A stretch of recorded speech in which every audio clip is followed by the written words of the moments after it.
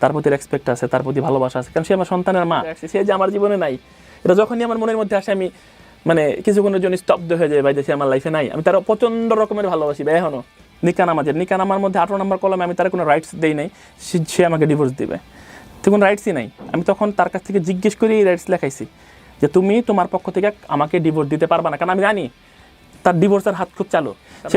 সে তো তার শরীরের জখম দেখাইছে না ভাই, সে তো শরীরের জখম দেখাইছে ভাই, যে আমি এইভাবে আমার এটা হয়েছে। সে কিন্তু স্পিরিচুয়ালভাবে আমি যে ক্ষতিগ্রস্ত হয়েছি, আমার আত্মার উপরে যে আঘাতটা আমি কেউ দেখাইতে পারতেছি না ভাই। না, সে আমার এমপ্লয়ি, সেই হিসাবে তার সাথে প্রথম পরিচয়টা আমার। যখন সে বললো যে উত্তরা থাকে, সেই থেকে কথা হচ্ছে দীর্ঘদিন একটা মানুষের সাথে চলতে চলতে এমপ্লয়ীদের সাথে আসলে একটা সম্পর্ক, ক্লোজ কথাবার্তা। বিয়ের অফারটা কিভাবে আসলো ভাই? বিয়ের অফারটা যখন সে বললো সে ডিভোর্সি, তার একটা বাচ্চা আছে, তখন চিন্তা করলাম যে তার তো বিয়ের প্রপোজ করতেই পারি। তো সেই থেকে আসলে চিন্তা করলাম যে আমি বিয়ের প্রপোজ করি। ভালো আন্ডারস্ট্যান্ডিং ছিল, ভালো লাগা থেকে চিন্তা করলাম মেয়েটা যখন ভালো লাগা থেকে তো ভাতৃত্ব। আমি ওই ভালো লাগাটাকে ফোকাস করছি যে আপনাদের বিয়ের আগে কি কোনো ধরনের প্রেমের সম্পর্ক ছিল? এই প্রেমের সম্পর্ক এরকম বলা যাবে না, কারণ প্রেমের সম্পর্ক যদি আমি বলতাম তাহলে তার বিয়ে করতে চাইতাম না। আমি ওই ধরনের পরক্রিয়া করতাম বা প্রেমের সম্পর্কটা টানতাম কন্টিনিউ। ওকে, তো প্রেমের দিকে আমি যাই না, আমি বিয়ে শাদী দিয়ে গেলাম। কিন্তু আপনার ভালো লাগতো মেয়েটাকে? হ্যাঁ, ভালো না লাগলে কে বিয়ে করবে?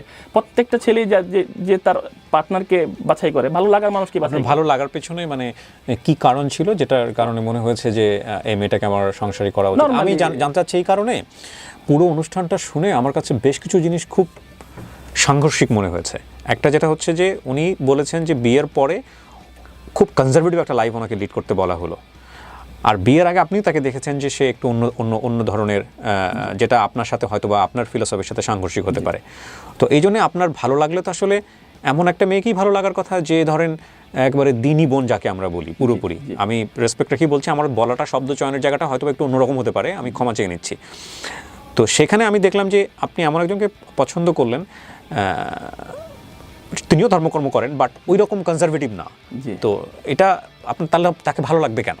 না, কনজারভেটিভ না, তাকে তো আমি শর্ত দিছি যে তুমি যদি কনজারভেটিভ হও, তুমি যদি কন্ডিশন দিয়েছেন, রিলিজিয়াস হও, প্র্যাকটিসিং হও, দেন আমি তোমাকে বিয়ে করবো। আমি তো তাকে বলি না যে তুমি তোমার মতো চলবা, আমি কারণ আমার দুই পর্দা করবে, আমার মেয়েরা পর্দা করবে, আমি হাজি সাহেব থাকবো, হ্যাঁ, আর আমার আরেকটা বউ, তাকে আমি ফ্রিডম দিব, এরকম যে সে ওয়েস্টার্ন লাইফ লিড করবে, এই ধরনের কোনো চুক্তিতে আমি তার সাথে যাই। নামাজি দিনদার মানুষ যেটা বেপর্দাকে বিয়ে করে পর্দাশীল বানাইতে পারবে না, বিষয়টা কিন্তু এরকম না। হইলে ভালো, আলহামদুলিল্লাহ, কিন্তু আমার চুজটা একটা দিনদার মেয়ের দিকেই হইলে ভালো হইতো হয়তো, এরকম। আমি সেটাই বলতে চাচ্ছি যে ধরেন আপনি রিস্কটা নেবেনই বা কেন? যে লাইভে এসে জাস্ট আমি আমার বিষয়গুলো সে যেইভাবে বলতেছিল, তখন তো লাইভে এসে আমার কথাগুলো বলতে হয়েছে যেন মানুষ অন্তত বুঝে দেয় না, হ্যাঁ কিছু আছে, কথা আছে।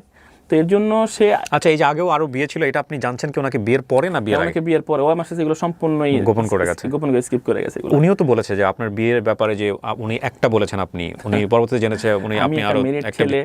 আমি প্রায় 17-18 বছর বয়সে আমি বিয়ে করছি, ঠিক আছে।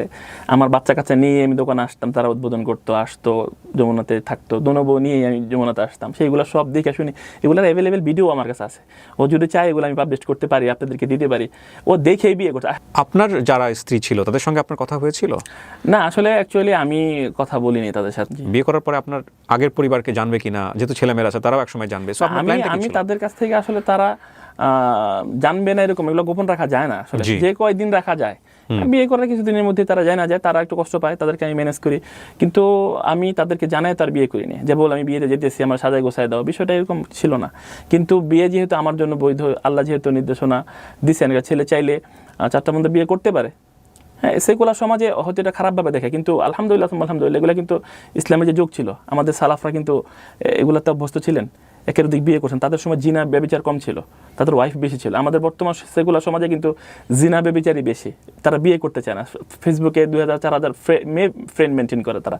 আপনার কখনো মনে হয়নি যে আমি যে আরেকটা বিয়ে করব, আমার আগের ওয়াইফ যারা আছেন তারা যদি একটা কমপ্লেন করে, একটা আইনি ব্যবস্থা নেয়, সেটা আমার জন্য বিপজ্জনক হতে পারে? না, এরকম কিছু মনে হয় নাই, এবং তারা এই ধরনের কোনো স্টেপ নিবে না। কারণ আমি যদি বৈধ কিছু করি, কোরআন সুন্নাহ সম্মত কিছু করি, তারা আমার বিপক্ষে কখনো অ্যাকশনে যাবে না। এটা আপনার কনফিডেন্স ছিল? 100% আলহামদুলিল্লাহ। তারা প্র্যাকটিসিং, এবং এটা কষ্ট তারা পাইছে, এটা তো শিওর, বাট তারা কোনো অ্যাকশনে যাবে না আলহামদুলিল্লাহ। প্রাথমিকভাবে তো সংসার, আমি তো তার বাসায় প্রথম তো তাকে বলি যে কন্ডিশন তাকে আমি দিয়ে বিয়ে করি, যে আমি যদি বিয়ে করি, আমার তো এখন 2টা সংসার আছে, তো তুমি তোমার বাসায় উঠে যাও, আমি যা খরচ লাগে তোমাদের বাসায় দিও, বাজার সদাই যা লাগে দিব, আমি তোমাদের বাসায় মাঝে মাঝে আসবো, ঠিক আছে? একটা টাইম পরে 2টা বছর সময় দাও, আমি একটা বিজনেসটা আরো কন্টিনিউ করি, বিজনেসটা বড় করি, দেন আমি তোমাকে একটা আলাদা বাসা টাসা নিয়ে দিব না। তো সে তাদের বাসায় আসলে ওঠার কিছুদিন পরে তার মার সাথে তার একটা দ্বন্দ্ব হয়, ঝগড়া হয়, ভালোই ঝগড়া থাকে। এই মা মেয়ের ঝগড়া, এর মাঝখানে আমি পড়তে চাই না। আচ্ছা, তো সে একদিন রাগ করে কান্নাকাটি করে রাতে বলে যে আমি থাকবো না এই বাসায়, মহিলার সাথে আমি থাকবো না, আপনি আমাকে বাসা নিয়ে দেন। ও ওনার আম্মার সাথে ঝগড়া ছিল, ঝগড়া লাগে, বাসা নিয়ে দেন, আপনি আমার বউ, আপনার বউ আমি, ঠিক আছে? তো আপনার হাজবেন্ড, আমি আর কার কাছে বলবো? তো আপনার কাছে আমি আমার সমস্যার কথা বললাম, যদি আমারকে বাসা না নিয়ে দেন, আমার 2 চোখ যেদিকে আমি চলে যাবো। তো তার আবেগের কথা বললো, কান্নাকাটি করলো। প্রথম রাতটা বুঝা রাখছিলাম, সেকেন্ড রাতে সেম কান্নাকাটি করলো। পরে ভাবলাম যে টুডেন্ট টুমোরো তো তার একটা বাসা নিয়ে দিতে হয়, দেন আমি তার একটা বাসা মনে ঠিক আছে তাহলে বাসা নাও। পরও খুঁজা 12 নম্বর সেক্টরি কাছাকাছিতে একটা বাসা ভাড়া নিল,